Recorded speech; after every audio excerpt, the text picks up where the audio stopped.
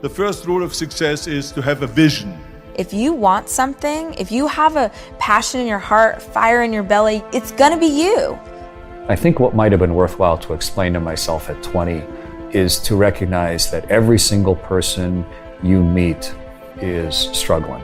My impact would be people learn from me in a way that they are empowered by what I taught them. You're sitting at home and freaking. Obviously, it's you. It's only gonna be you, because outside motivation can only last for so long. Listen to me, once you realize who you are, you stop operating in desperation. Look at how amazing it is that entropy and evolution can combine together to yield these kinds of cogitating structures that only exist on the cosmic timeline for a mere moment, but we are that moment. If you do feel that maybe something has enlightened you a little bit, or if you've had a thought that most people have not, do you just have a secret smile, or do you try and maybe share it with someone you love, or write it down, or take a picture? I want to teach you how to think about the world, and then you say, I have a new way to understand the world, and you just run off, you don't even look back. You see, if you don't have a vision of where you go, and if you don't have a goal where you go, you drift around and you never end up anywhere. This means you can do what I've done. You can have this life. You can be happy in your career and your family. So here's my big problem with a lot of y'all, is your belief system is off. And if you want the world to know your name, well then I applaud you. I really do. The world needs you. Any of us, I think, should want the world to be a little better off for you having lived in it. And I think shared understanding is what empowers us more than anything.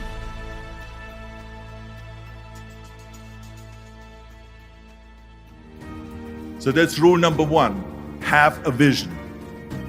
Rule number two is, don't listen to the naysayers. Don't listen to the naysayers.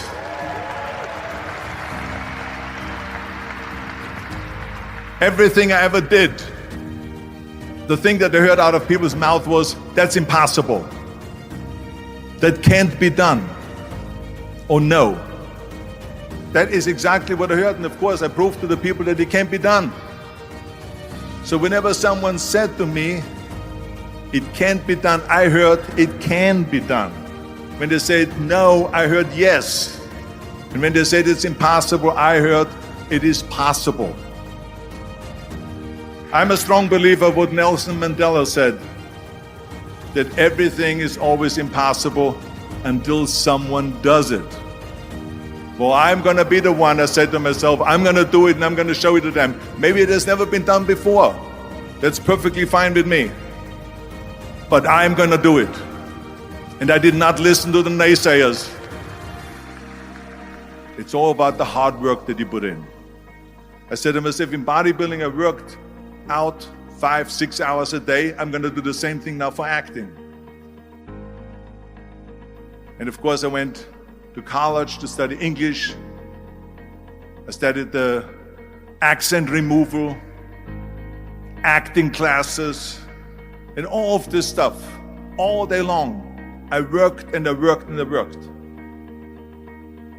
And within a short period of time, I made one movie called Hercules in New York, which of course went right into the toilet. But it didn't discourage me. I still had the same vision.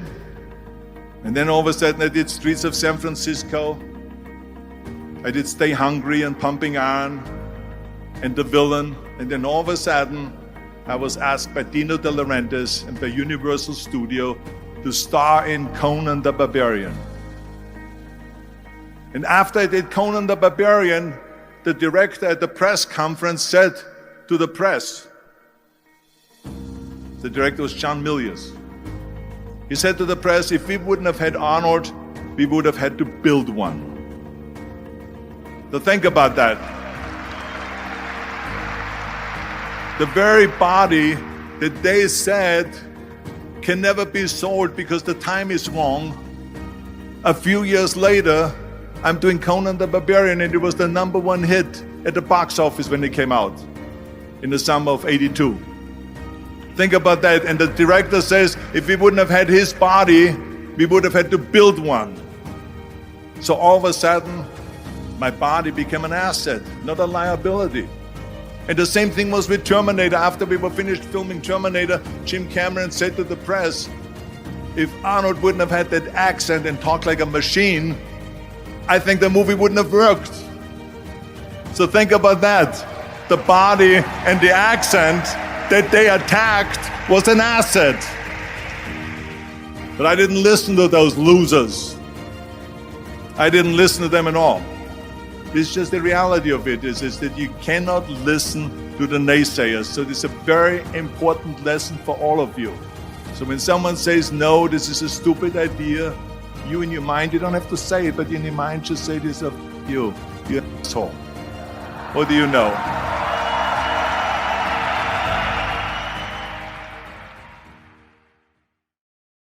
Listen to me. Once you realize who you are, you stop operating in desperation. You stop saying yes to stuff you ain't supposed to be saying yes to. So here's my big problem with a lot of y'all is your belief system is off. Like, everybody can see how sweet you are. People are commenting on, well, you could do this and you could do that, and you the only one ain't caught up with it yet. Gee, why you always on beast mode? I'm shocked more people are on beast mode. There are people who living from check to check and they comfortable. It's the weirdest thing to me. I'm like, boo, you broke. And you broke on several levels. We're not talking about Sally Mae. You still owe your grandma. We're talking about you need to cash your grandma out.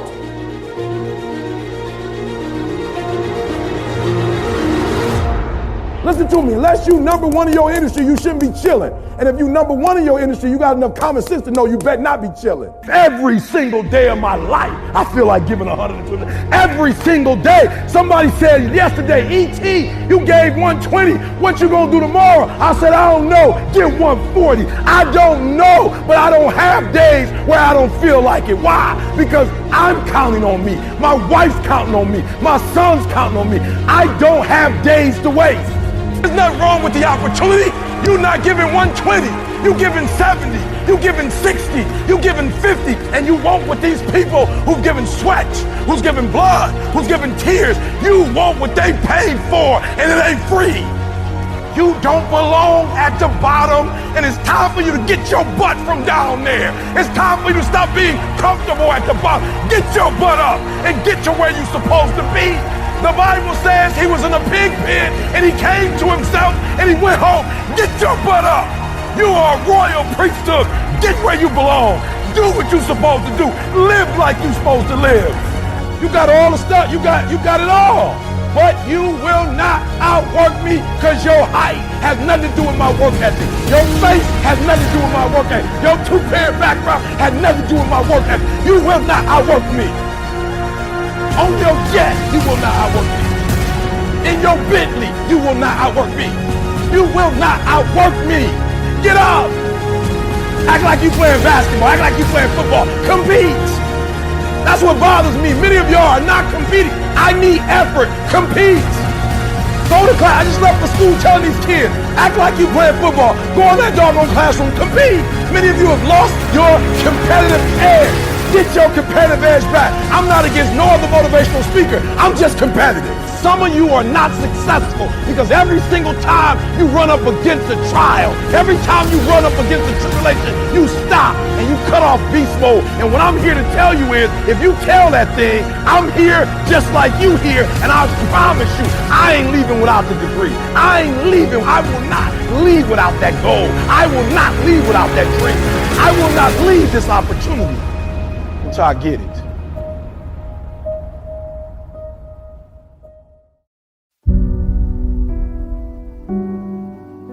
Why is it so important to get up early? Some of y'all don't want it. That's why you ain't got it. I don't sleep when I'm tired. I sleep when I'm done. The average millionaire wakes up at 4 a.m. So it started off 4 o'clock in the morning where I'd start with my cardio, then I'd have breakfast, and then I would go to the gym, and then I'd go to work. Some of y'all have no idea what 4 a.m. looks like. Why would you not wake up at 4:30? Because you're too busy sleeping in. I'm pretty sure I wake up earlier than all of you. We don't sleep when we're tired. We sleep when we are too busy hitting the snooze button multiple times. Excuses sound best to the person that's making them up. And if we can really be honest, some of y'all don't even go to bed until about 4 a.m. If you can get up before the rest of the world is awake, right? Before the enemy's awake, you can get so much done. You're so much more productive. Stop feeling sorry for yourself. Wake your ass up. And then they ask me, well, why are you up so early? Take responsibility to make your life happen. Awaken the beast inside. Wake up at 4 a.m. So I begin to tell myself, there must be a reason. When you have something to do, when you have someone to love, when you have something to look forward to, when you get up in the morning. See, people who have something to look forward to don't need an alarm clock because they have a reason for being. If you want to have one of the best lives in the world, which is you live on your terms, you have to pay your dues to get there. You've decided that you're not going to allow your circumstances to define you. You've decided that you're not going to allow the events, the things, the people, life, determine who you become. You got a problem with your life, you got a problem with your environment, do something about it. If you want more freedom in your life, you have to have more discipline. If you do what is easy, your life will be hard. But if you do what is hard, your life will be easy. You decided that you're not going to go through life being a whiner, being a complainer, that you're going to take responsibility for what it is that you want to create. The greatest ability that God has given humankind above the animals is the ability to choose. You can read about a spacewalk or watch a movie of a spacewalk and you sort of get a sense of it. And then when you're on board a spaceship and you're floating weightless by the window, especially we have one bulging window, the cupola, so you can almost freely look around in 180 degrees, you get some sense of where you actually are. But the day that you, for real, are going to be on the other side of that window and you're going to assume the danger of it, you're going to build this spacesuit around your body and then go into a tiny bit of the ship and close a hatch behind you. You're going to become a torpedo and then take all the air out of that little part you're in and then open up the hatch and now actually physically pull yourself on the outside of the ship. That's entirely different. I spent my whole life visualizing it, dreaming about it, talking to guys who've done it, and then training in virtual reality, training underwater. But suddenly, the part of your body that's in the sun is plus 150 Celsius, and you feel the searing heat of that. And the part of you that's in the shade is minus 140 Celsius. And so when your legs touch the fabric of the inflated suit, it's like growing up on a farm with super cold metal on a stovepipe, and you don't want to let it touch your skin because it's so searingly cold. You feel the environment that you're in, and the world is silently, you can see an entire face of the whole planet right across a continent, and it's right there beside you, and it's silently turning, and the whole universe is right here, and you're in the middle holding on with one hand. It's extremely visceral and physical and personal and intimate to be in the world that way. I mean, hugely lucky. And I think we collectively are more liable to make good decisions for ourselves and for where we live, the more clearly we can see the whole thing as one place. And you started posting these pictures on a whim, really, taking these beautiful photographs from up in space because you see so many. Well, picture what it's like. You're there with a camera and you're going around the world and you float over to the window and you say, I'm not even going to take a picture today. I just want to look at the world. And you're looking at something and you go, holy, and you got to grab the camera because your emotions are trapped behind you. You can't keep up. And you go, I got to take a picture of this so I can look at it later. Responsibility that comes with being trusted with being an astronaut, I think, it's been delightful to see the effect of it. I mean, I took, I think, 45,000 pictures over my 3 space flights. And after a year I got back from landing, I was like, what are we gonna do with all those photos? I mean, do we just let them sit in a file? I thought, why don't we take the best and put them in a book and then put why each picture meant something to me. This is just a sharing of the experience and let people then maybe see the world for what it truly is. Or at least a slightly clearer view or a more complete perspective-rich view of the world. And then, just like me as a 9-year-old boy, maybe they will then be a slightly different person with their choices. Did you help your kids with this? Is that something that you found a way to sort of educate on or pass down so that they would be asking a similar question instead of doing the sort of wander search thing? Yeah, I have an unorthodox approach to what we did with our kids. We discussed this, my wife and I wanted to make sure that in however they were raised, that they retained the curiosity of childhood into adulthood. Okay, let's say there's a little toddler walking here, okay, crawling on the ground, it comes up and they start grabbing this. What's the first thing? Say, no, don't touch that. Okay, this was an experiment waiting to happen that you just squashed. This is a cup, it has water in it, okay? This is breakable. The kid doesn't know that. They want to experiment, so they'll grab it, it'll fall, it'll break, water will spill all over. That was an experiment you just prevented. They are experimenting with their environment. Everything is new to them. I saw a woman walking with her kid. The kid has galoshes on and a raincoat on, and they're coming down the walkway. And there's this big, juicy, muddy puddle right there. And I said, please let the kid jump in the puddle. You know the kid wants to jump in the puddle. The kid is like 3 or 4. You know the kid, and what does the mother do? She pulls the kid around to prevent that from happening. That's an experiment in cratering. That's what craters happen that way. You splash the water, there's mud, it's fun. You get to see the cause and effect of a force, downward force operating on a fluid. Gone. That was a bit of curiosity in that moment that was extinguished. So, with our kids, curiosity, provided it does not kill them, if it meant we had extra work in front of us, I would do that extra work. And I have pretty high confidence that they'll retain that curiosity through the turbulent middle school years into high school. And what is an adult scientist but a kid who's never lost the curiosity? We live in a very fractured world today, but what is clear is that the internet has enabled, and social media have enabled people to tribalize. You might go your whole life without ever finding another person who thinks the earth is flat.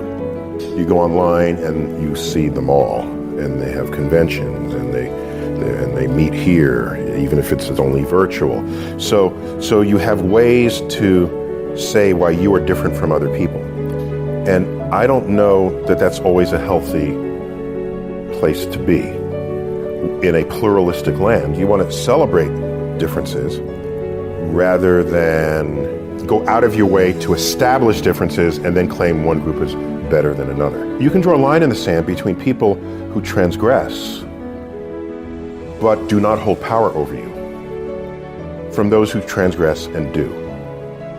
So the coach who said catch that, he doesn't have power over Johnny Johnson unless you allow him to. This is a famous quote from Martin Luther King. You can only be ridden if your back is bent. When I grew up, it was very common to hear the phrase, sticks and stones can break my bones, but words will never hurt me. You recited this. This is what you were told when you came home, when you said, oh, you know, this bully called me a name, and sticks and stones can break my bone, but words will never hurt me. And so this was an inoculation against hate speech, really, against just evil people, just nasty people. You were able to develop a system of defenses against unpleasant people out there. And I haven't heard that phrase in a long time. What I think has happened over the years is we came to learn as a civilization that words can be hurtful. I don't have a problem with that. This is an enlightened new place to understand the role of our emotional state and how it interacts with our world around us. That's an advance in in mental health. What I see on the flip side of that coin, however, is people are less able to deal with the very same people who are around today who were around back then, who are calling you names, the people who might be bullying you on the internet by saying things about you. I don't know that we have how to defend against that now other than seeing a counselor for your emotional state. I can say from the era in which I grew up, I don't give a rat's ass what you say to me, okay? Unless you are between me and some goal, then I'll have to navigate that some way. If there's a racist person or a sexist person or a person with some kind of cultural bias, I want to know that, actually. I don't want them to hide that. I want you to say everything you want to say. Then I'll say, okay, that's who you are. That's how you're thinking. So now what do I need to do because you're in my way? Do I dig under you, go around you, leap over you? Or do I go this way and then come out the other side? Yeah, it's longer, it's more effort, it's more energy, but on some level it's sort of same shit, different day. I think we should all get as high grades as you can. But if you don't get the highest grades possible, no one should be standing in judgment of that. If you have some other ambitions that have pathways that don't get encoded in the GPA that other people are referencing. When you approach a topic that you don't know well, what is your actual process to learn? Great question. I read things that take me to places where other people think. If I'm an educator, I want to know that. Because when you're speaking to me and I have some understanding of you, I can navigate your receptors for learning. I don't have to have you come to where I am. That's not right. I'm the educator, not you. You're the curious person. So I'm going to meet you on your territory. What I do for the public is almost 80+% of it is driven by duty, not by ambition. What gives you the sense of duty? Because I can do something. And if I can do it better than others, and it's for a greater good in society, I would be irresponsible if I did not.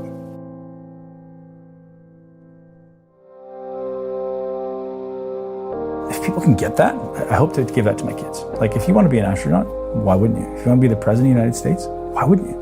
Like, you can. You just have to figure out what it's going to take to get there and do it. Take a step every day. And so that paradigm was in my brain maybe when I was young. I don't exactly remember, but this idea of no matter what it is, it may just take time and a particular skill set, but if you want to run a multi-$100 million business, find someone who's doing it and get them to mentor you, or find 10 people that are doing it and learn little things from them, right?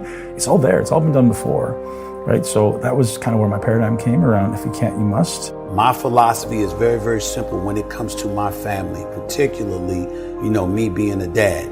If they're hungry, it's because I'm starving. I don't eat until they eat. I'm not comfortable until they're comfortable. I don't have unless they have. That's the mentality, and that's the mentality that I strictly get from my mother. And so for me, having that kind of mentality, well, what comes with that? What comes with that is a certain work ethic that you have to put forth. It's easy to slip back into, I'm not going to push myself, because when people blow smoke up your ass constantly, 24/7, 365, it's a good feeling, Even the most vigilant, high-performance person will be subjected absolutely. to that. You've seen that. That's why guys like Gates, the late Steve Jobs, Elon, they don't hang. Eagles fly alone. When it's hard for the birds that are flying at 10,000 feet to blow smoke up your ass when you're at 25,000 feet. People are trying to do the impossible right now. They're trying to save what they make. Dude, it's easier just to make another $4 grand. There's no shortage of money. There's no shortage of money on this planet. There's plenty of money. You said it. $4 trillion has been freaking manufactured. You got to first decide there's no shortage. Clear up your thinking about what your daddy thinks a lot of money is. And get rid of the thinking that you make enough. You don't. Nobody does. And then start thinking, okay, my first target should be 125. That gets you in the top 5% of all the earners on planet Earth. Okay? If you earn 125 grand a year, it's $10,000 a month. Top 5% planet Earth. Planet Earth, bro. You're on top. You're at the party now. At least you've been invited to the party of prosperity on planet Earth. I'm not talking about money, man. I'm talking about taking care of your kids. Well, you want to send them to school. You're going to have to buy a car. You probably need a house at some point. You need clothes. You got to have food. You're going to have an emergency. You need some freaking dough. Yeah. I'm not talking about money, right? So now if you want to get in the big leagues, now you got to start thinking about these other numbers, 250, 400, a million a month. It doesn't take any talent to be a critic. It takes real work to think through an idea and see the world differently from everybody else, articulate it, and then put your reputation on the line and go popularize it, right? That's work. It's not easy to do. And you have to be willing to be unpopular. I need you to believe. Because I can be up here speaking and up here sweating and up here crying and pouring my heart out to you, but if you have the mindset like nothing is ever gonna change. Like some of you, when they was doing that play and they was doing that skit, some of you felt it. Some of you was like, wow, they sharing my story. But there was still a little voice in the back of your mind that said, yeah, but that's not really going to change. Or yeah, it's easier said than done. No, listen to me. Hear me loud and clear. Your mindset, your belief system is everything. And it is so powerful. And so I came all the way from Atlanta, Georgia to tell you, you were not a mistake. You were not an accident. You were here for a reason. I know you're going through some hard times. I know life at times might feel rough, or you might feel weird, or things might be frustrating, but it's not going to always be like this. Your condition is not your conclusion. There is so much more that's going to take place. There is so much more power that's inside you. If you make up in your mind, I choose to believe that I can do great things. And I want you to seriously think about your life. Like, think about where you are internally. We have a group of people in here. Some of you, you're struggling yourself. Some of you are just trying to get by. You got so many pressures on you. You want to make your family proud. You know what I'm saying? You want to get good grades. You want to make people proud. But then you also have friends and you want to be cool in their eyes and you want to kind of fit in there. And then some of you are in a really weird place. You feel like people don't understand you. You feel like you're having a hard time to connect with people. When you wake up in the morning, you feel like you're in the slumps and you feel tired and drained. Like, I get it. I've got a message for you, right? The people, those of you that's looking for acceptance from others, you're going to have to make up in your mind and say, you know what, whether you accept me or not, I'm amazing, I'm smart, I'm beautiful, I'm talented. Because if not, if you live for their acceptance, you'll die from their rejection. So you got to tell yourself, you know what, I know I'm amazing and I know I'm smart. And those of you that feel like you're in a really weird place, those of you that feel like nobody understands you, those of you that feels like, man, I'm just here, but I'm not having a hard time connecting with people. You lost your zeal. You lost your passion. You know, you feel like, you know, what's the point of living? You feel like you could relate to what they were doing in the skit. Here's my advice to you. Don't keep it to yourself. The worst thing that you can do when you're in that dark place is to just let that thing push you off in the corner. I'm going to challenge you to come to the light and be bold and be brave enough and be vulnerable enough to say, hey, you know what? I need help. I can't do this by myself. And you know why I'm an advocate for that so much? It's because to this day, I'm in my 30s and I still got counselors I meet with. And I still have counselors and therapists that I sit down with. And I have a counselor of people that I can meet with and connect with. Crazy, right? Some people look at me and they see our nonprofit in South Africa. They see how we're feeding and clothing people. They see my family, my wife. They see all of that and they're like, oh, Jeremy, your life's just so awesome. And I'm like, you know what? Life is good, but that don't mean I don't have struggles. That don't mean I don't have doubts. That don't mean that I don't have some insecurities. That doesn't mean that, I don't sometimes question like, man, am I good enough? Sometimes I still hear that voice. Sometimes I go back to like being that little boy in the hallway that ever heard that teacher tell my mom that I wasn't high school material. Then I have to remind myself like, no. That's not true. I am that. I can do that. I can achieve that. Sometimes I have to remind myself, what am I telling you? Like, life can be hard, life can be rough, but there's something special and there's something powerful about the human mind and about the human spirit and about the human will when you tell yourself, I won't give up, I won't surrender, I won't quit. I'm gonna show up every single day and do the best that I can. And here's the beautiful thing about you, is while you're going through your process and while you're trying to navigate these waters and while you're still, trying to tweak some stuff within yourself, you still got the power to save somebody else's life. You got the power to speak up for others. You got the power to be the voice of reason for someone who might be on the verge of doing something they shouldn't do. You have the power of saying, hey, I saw this going on. I know this isn't right. You have the power to put your arm around somebody that might be in a really rough place. You have the power when you see that person sitting by themselves in the cafeteria, you slide over by them. Even if they make you feel like you're weird, that's fine, because they're going to go home and they're going to think like, wow, somebody actually saw me. Somebody actually sat by me. Like, you have the power to compliment someone and say, hey, I like those kicks, or I like your hair, or I like your style. Like, you have the power to brighten somebody's day. Your words are powerful. Your energy is powerful. And so I don't want you all to think that you have to have it all together and everything for you has to be perfect in order for you to be a leader. No. You can make an impact. You can make a difference. You can save somebody's life right now by you just being unapologetically you, and you walking in that calling, and you speak life, and you affirm, and you let others know, I see you, and I'm with you, and I got your back, and you're not by yourself, and I will hold your hand as you go throughout this journey. And even though I'm struggling, I don't mind fighting on behalf of you, and we're gonna figure this thing out together.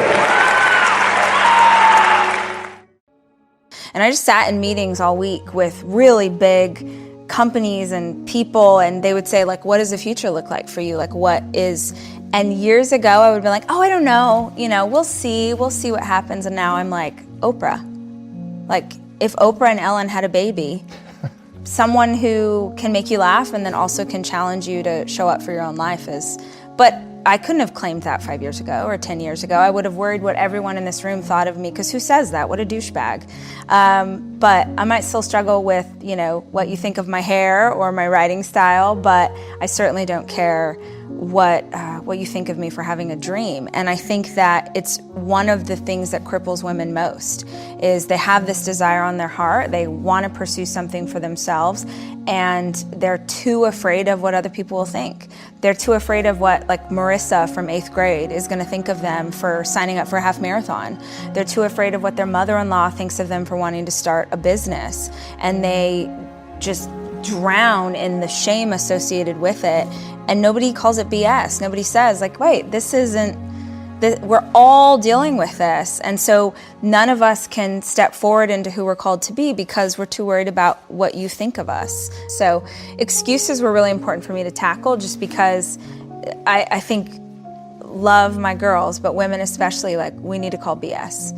And you need to have someone get in your face and say, like, with all the love in my heart, this is not real. This is something that you've decided to cling to because it justifies why you're still in the same place.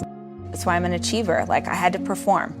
In my family, nobody paid attention to you unless you were doing something good. So if you got an A on the test, if you scored a goal in the soccer game, then we all clap for you and we love you. And the second that achievement is done, we're back over here doing our thing. And what that teaches a child is that in order to get love, you better keep achieving. Now, I don't regret that, because, gosh, it's manifested into something really powerful as an adult. But so he asked that question, who'd you have to be? And then he says, and who else did you have to be? And I had never consciously had this thought, and it fell out of my mouth, small.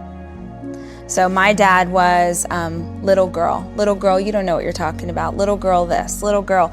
And he wanted you to be bigger than life when other people were watching, but he also believed that children should be seen and not heard. You, little girl, you better shut your mouth. So how do you carry that? How do you be as big and achieving as you can possibly be, and then shut up because nobody wants to hear what you have to say? And I found myself as a grown woman sitting there realizing that this had become my career. So I had, in the dark, like behind the scenes in a way that it wouldn't bother anybody, I'm building and dreaming and an entrepreneur and super proud of what I'm doing. But if you had asked me, what do you do? I'd be like, oh, I have this little blog. And it was, at the time, I'm like, by myself, it's over 6 figures. I was really proud of what I would, but I never said that.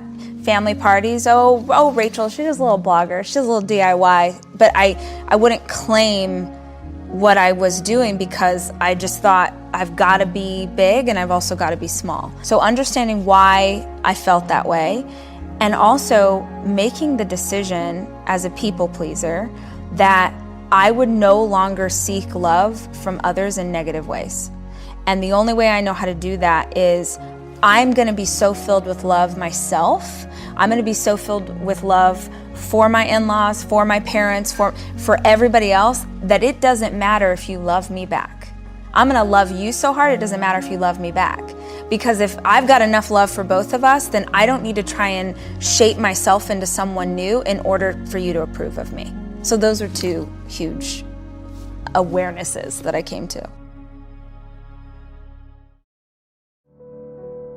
Many of us right now may be asymptomatic carriers of the virus. In many of us, it may never show any symptom. In some of us, it may show mild symptoms. In some of us, it may show severe symptoms. But in most of us, it may not show any symptom and it may just pass through us. But we could be giving it to somebody else whose life is at risk, somebody else who's far more vulnerable than us. So this is why this is the time to prove what kind of a human being are you. First of all, are you a human? Are you fit to be called a being? Or are you just a creature? A creature of compulsions, or are you a conscious being? If you're a being, the most fundamental thing is you know how to be. If you know how to be, then social interaction is only by choice. If it's not necessary, you can keep yourself to yourself, and this is a great time. By not doing anything, you can feel hugely satisfied that you've done something wonderful for the world. How's that?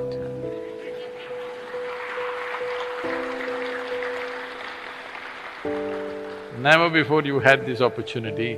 I've been talking to you for many, many years, but now you have this, that by doing nothing, you're doing great service to the world.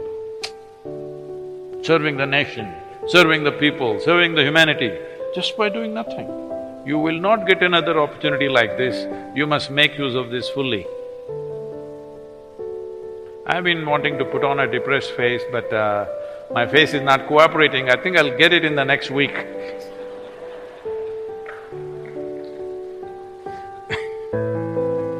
Because you're supposed to become dead serious. If the situation is serious, let's understand this. Situation is serious, you don't have to become serious. That's what is important. I am not serious. Does it mean to say I'm going to be frivolous? No. I'm just going to be joyful, responsible, sensible. This is what you're going to be. A joyful, sensible, responsible human being can deal with situations much better than those who are dead serious about everything. Especially if you're in panic, you're paralyzed. Panic is paralyzation. You get paralyzed and you think you will handle it better. There is no such thing. It's very important that all your faculties are in place, your body and your brain functions and responds to what is needed the way it needs to. This is most important. So, the most important thing is, we're alive, let's put it to good use. So I want every one of you, in whichever way you can communicate, ensure that everybody maintains physical distance and you should not be the cause of the problem. That much you must take care. Those of you who are always little lazy, that you always cursed about going to work, those of you who are thank God it's Friday kind of people, this is your time. At least have a good time for 3 weeks or 4 weeks or whatever it turns out to be. So, the most important thing is that people don't become fearful and start doing stupid things. People don't become fearful and start running on the streets. Very important. It is in times like this, when we think we are in a crisis,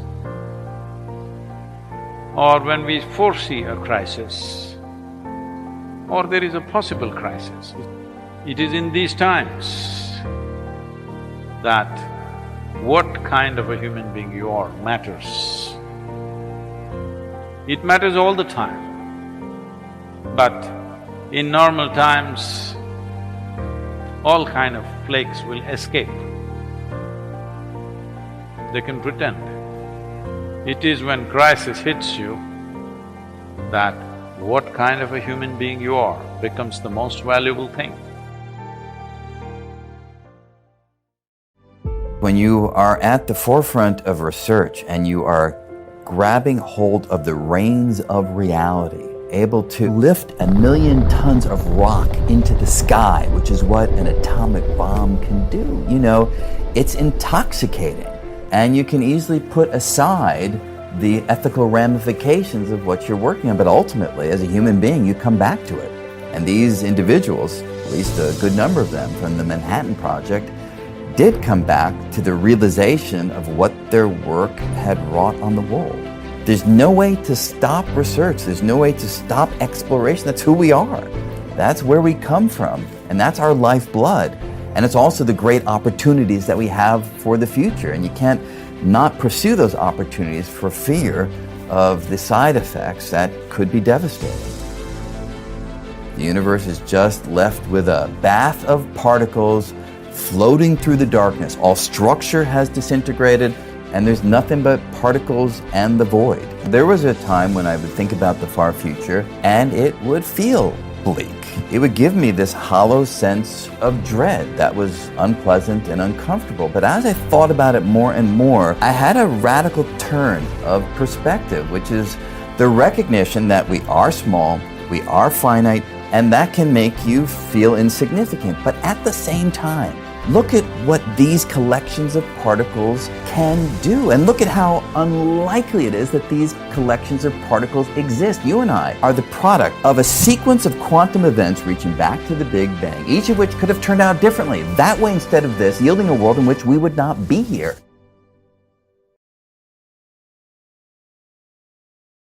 Fundamentally, as kids, we are scientists. We are curious about the world. Why does a kid smash things together, break things apart? To figure out what's inside and how it works. And there's a drive to really engage and understand things deeply. And what happens in the educational system is we kind of stamp out that insight, that curiosity, by virtue, I feel, of spending too much time on assessment and testing and quizzes as opposed to the big wondrous ideas. So when an audience member or member of the public has an opportunity to read a book or watch a Stephen Colbert where it's focused on big ideas, I think it reignites that childlike instinct to want to know that is inside of all of us. Our brain evolved to survive. And it became well-equipped at thinking about the world in terms that aided that survival. But the truth of how the world works and the things that you need to have in your brain in order to survive, that's two different things.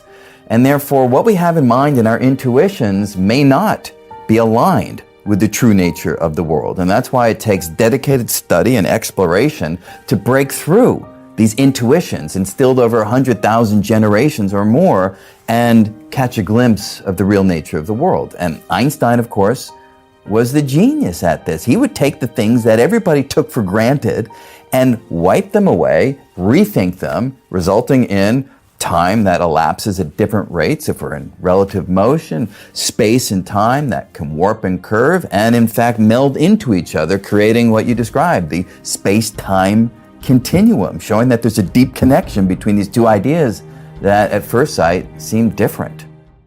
You shouldn't put money in a house, you should put money in your brand. You should put money in the marketing. You should promote yourself, not put money in where you and the kids live. Right. Why is that a mistake? Because it's dead money. I mean, it can't, a house can't make you money. A house does not make you money. The only reason people think a house makes them money is they're comparing it to if I rent, that costs me money. But you know, if you need to go to a hospital, you don't buy the hospital. You rent a bed to get out of there as fast as you can. If you go on a trip, you go to America and you want to go to Disneyland, you don't buy the hotel, you rent a room. And nobody thinks poorly of that. They're like, yeah, I'm gonna go there, use the place and get out. That's what you should be doing with your living. Find a place where you can rent. Pay rent monthly. Don't own the house.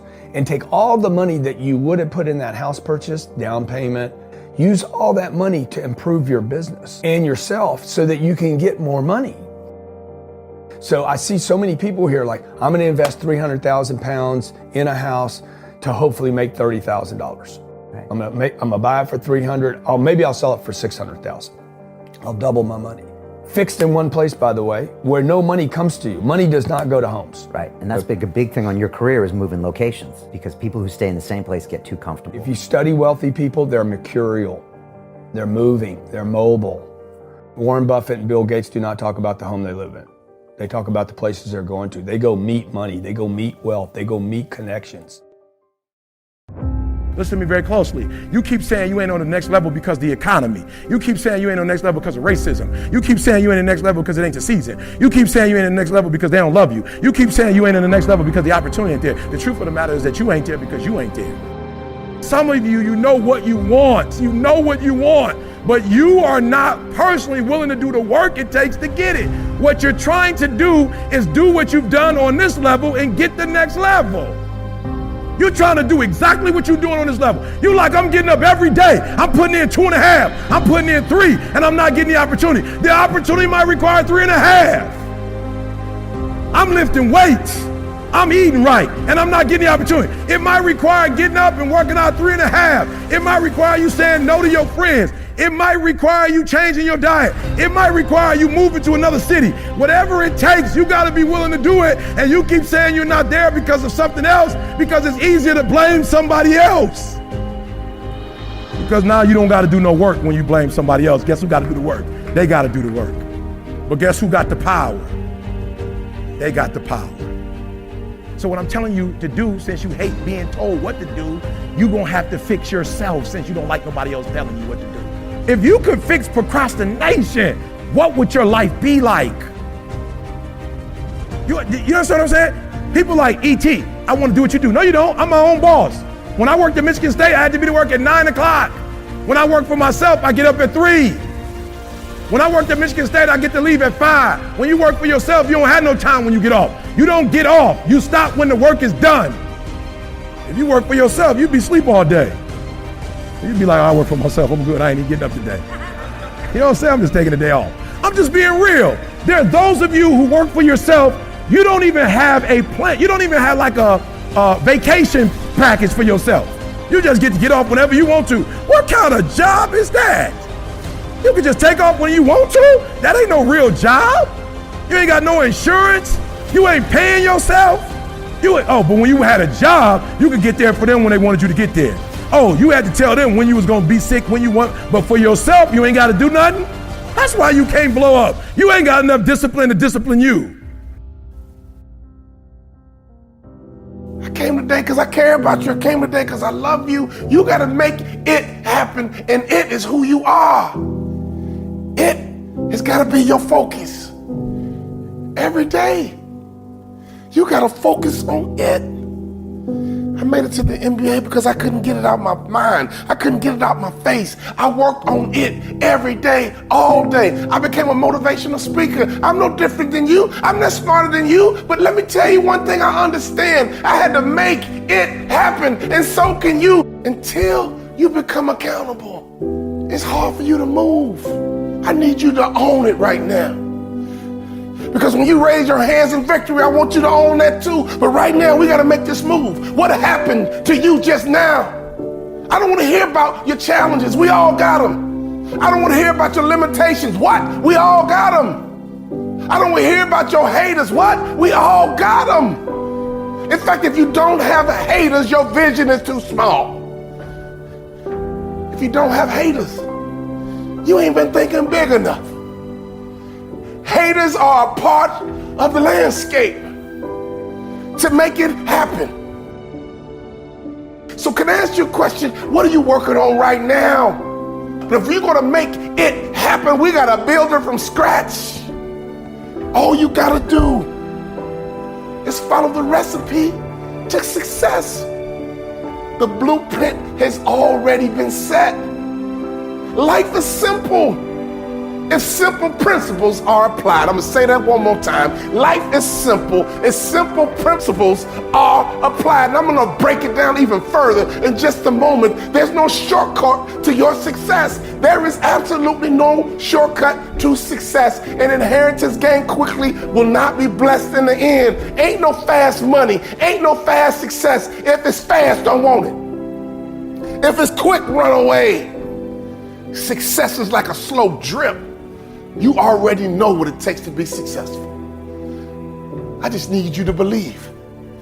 I just need you to buy in. I just need you to execute.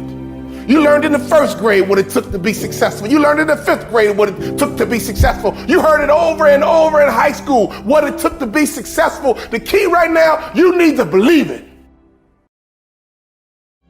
Today is the day that you become who you are destined to be. Today is the day that you become the person that people said you would never be. Today is the day that you find your purpose and you start to project yourself forward as you become the person that you were destined to be. Today is the day that come hell or high water, you'll come out swinging because your back is against the wall and you have no other choice but to move forward. You see, I'm telling you that because that was the day that I found my purpose. That was the day that I found my calling. Today is the day that you jump over the hurdle and that you choose to not allow fear to paralyze you. Because now is the time. Now is the opportunity for you to turn your dreams into a reality like never before. Because you can only do this. There isn't anybody else that can do it. You can. But you gotta believe in yourself. Do you have the ability to believe in yourself like never before? Do you have the ability to have the humility that when all the stars and all the things that align in your favor, can you be humble enough to step up to the challenge and not let the screams and the cheers get the best of you? Why am I telling you this? I'm telling you this because don't let it get to you. Because there's going to be family and friends that are not going to support you. There are going to be family and friends that are going to tell you that you cannot turn your dreams into a reality. There are going to be family and friends that they believe that, listen, if I just hang on your coattail just for enough time, or if I just hang on your coattail long enough, that you will make it, and I can always say that you will do it, but I never believed in you from the beginning. You see, I'm talking to somebody because I got it out the mud and I understand what it feels like. I understand what it feels like to have those people that are two-faced.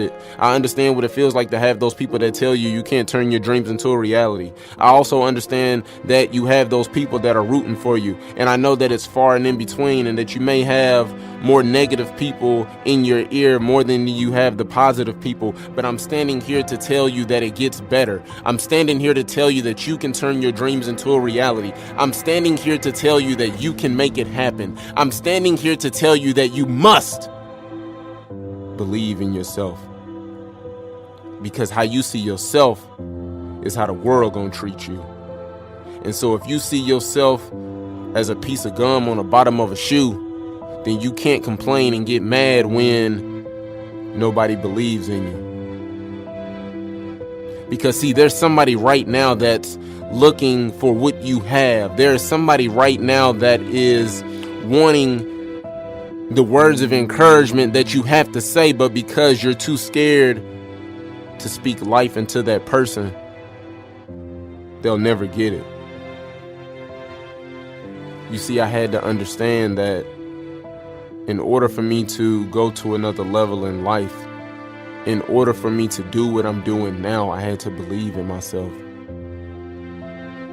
I had to believe in myself. I had to stay consistent. I had to block out the noise. I had to block out the people that hated on me. I had to block out the people that always had something negative to say. So what am I challenging you with right now? I'm challenging you with to believe in yourself. I'm challenging you with staying consistent. And last but not least, I'm challenging you to fight it out no matter what. Why be normal when you can be extraordinary? It's time for you to recognize the person that you are being is not the person that you have to be. It's time for you to be more motivated than you've ever been in your entire life, rather than settling for what you have. Chances are you didn't wake up one day and think, I just want to be a mediocre person. I want to be like everybody else. No, you had a burning desire to learn, to grow, and evolve. The problem is that you settled into a world that said it's okay to be comfortable. It's okay to stay where you are. But the fact is, if you're staying where you are, you're going backwards. You see, to be motivated means to move through things. The word motivation comes from the Latin of motive. What is your motive for doing what you're doing? Let's be honest. You have goals. You have dreams. You have ambitions. We all do. We are what the Greeks called teleological. We are goal-centered creatures. We need targets, things to aim for. But most of us are just settling for things that don't give us the greatest joy. The fact is, we are all here to grow, to evolve, and to contribute. Jim Rohn famously said that the difference between us and all of the other animals on the planet is that we have the dignity of choice. A tree doesn't think to itself, well, you know what, I've had enough of growing, I'm just going to stay here. No, it does what it is meant to do. Every living soul, every living cell lives for one reason. It lives to grow, to express itself fully. Every day when we're not allowing ourselves to be who we are truly capable of being, there is a part of us that is dying. The question I want to ask you right now is, who do you want to become?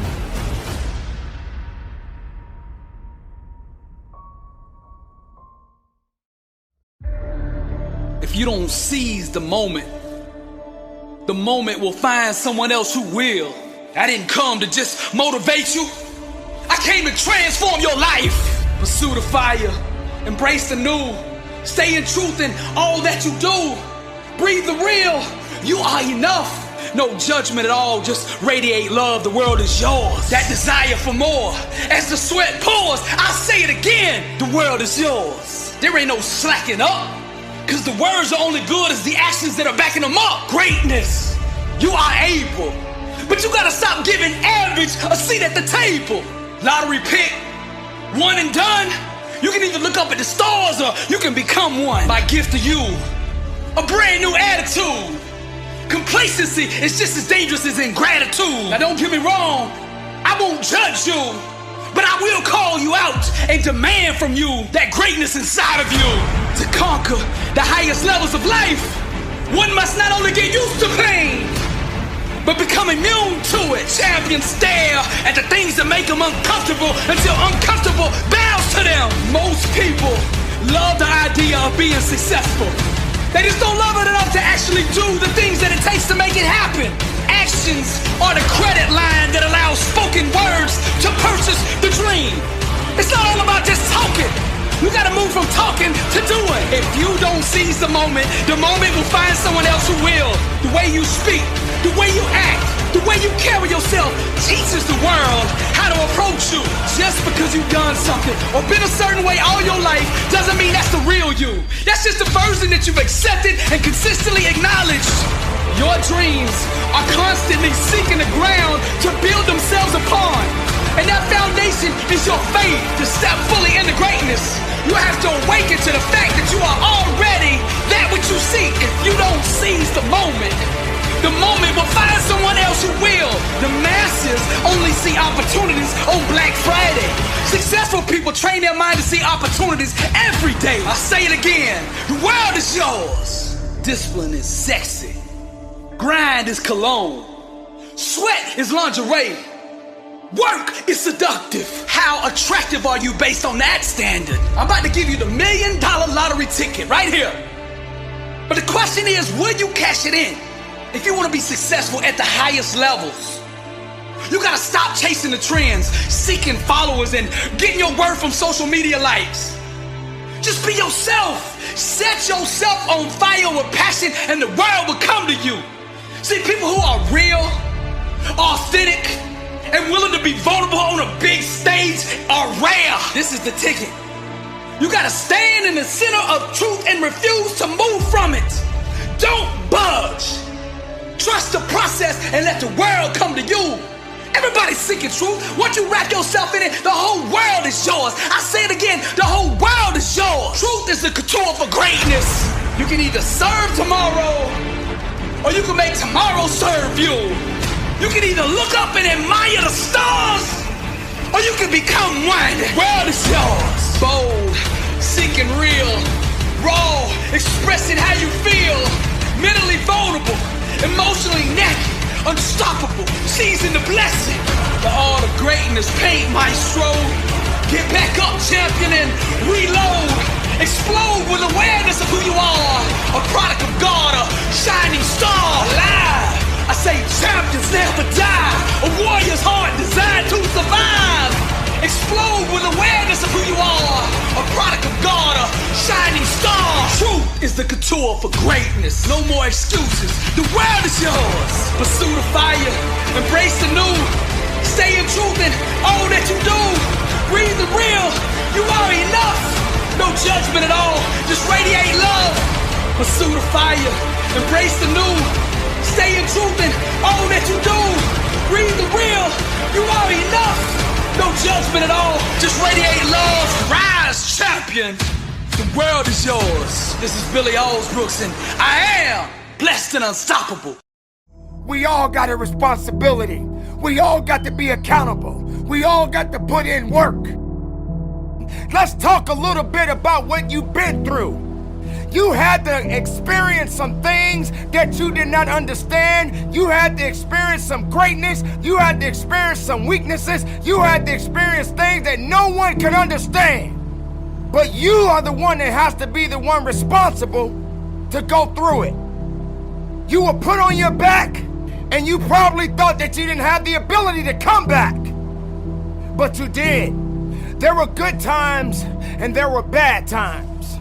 But yet, you are still here. You made it this far because something kept you going. Something kept you believing. Something helped you to understand that the fight was not over yet. And greater opportunities will be waiting for you. There are going to be so many different things that you will embark on. There are going to be so many different things that's going to try to slow you down. There are going to be so many different challenges that you must face. But instead of running away from the challenge, run towards the challenge. For this is your life that you are fighting for. This is your life that you are living for. And make no mistake, no one is going to do you better than you. Don't wait for something to happen. You make it happen. It is time to rise and grind. It is time to be about your business. It is time to make certain sacrifices that many people will not make. You have to understand that this is a possibility that is waiting for you. You are the chosen one. You are the one that is willing to go up and beyond the limit that other people are not ready to go. You have to already be set and ready to start up, show up, and show out and do what is necessary to get to the level and go beyond it. How much are you really willing to give? Are you prepared to hurt? Are you prepared to struggle? Because if you're not that person, then lay back down. Stay where you are. Don't move forward. Move backwards. If you're not willing to work, if you're not willing to sacrifice, if you're not willing to hurt, if you're not willing to bleed, if you're not willing to struggle, then you're not gonna get what you want. Yes, it hurts sometimes when you feel alone. It hurts sometimes when you're in that dark place and you feel no one cares about you. The first thing you got to realize is that you got to love yourself. It's about self-love. Start understanding that if you're gonna do something with your life, you got to fall in love with yourself again. Do something that's gonna make you a better person. Make an impact in this world. You can't wait for somebody else to make your life better. You got to make your life better. You got to focus on you. Now, I'm not saying forget the rest of the people. Help someone. Lift someone up when they're down. Be the strength for others when they're weak. And maybe when you're at the weakest point in your life, someone will lift you up. Because we all struggle. Life has a gift of giving, a gift of receiving. And whether if it's good or bad, you got to make sure you understand that these circumstances and these challenges has to happen in your life. But you got the right to celebrate, because no matter if it's good or if it's bad, nothing is greater than living. Because if you're living, there's a possibility to change something. But not just change it, evolve it. Evolve it to something greater. You make it happen for a reason, and take full responsibility and control of this thing we call life.